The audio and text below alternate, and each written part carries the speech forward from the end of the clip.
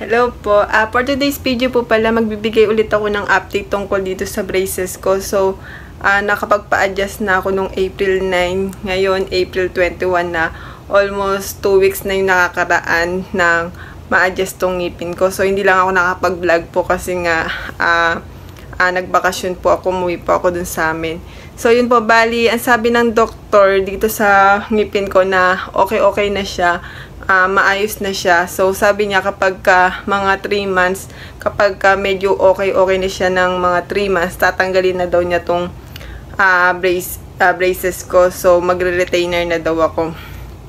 Tapos, nung nakaraan pala, nung nagpa-adjust po ako, meron lang talaga dito na wire. So, yun, tawag dito, binawasan niya yun. So, yun. Then, ayun, pinalitan niya lang ng rubber. Yan. Hindi lang ako nagpapalit ng rubber kasi nga parang hindi siya masyadong halata. Kaya ganyan lang siya. Gray lang talaga siya. Ano pa ba? Sabi, wala pa rin po ako binabayaran tungkol dito sa braces ko. Ano lang daw.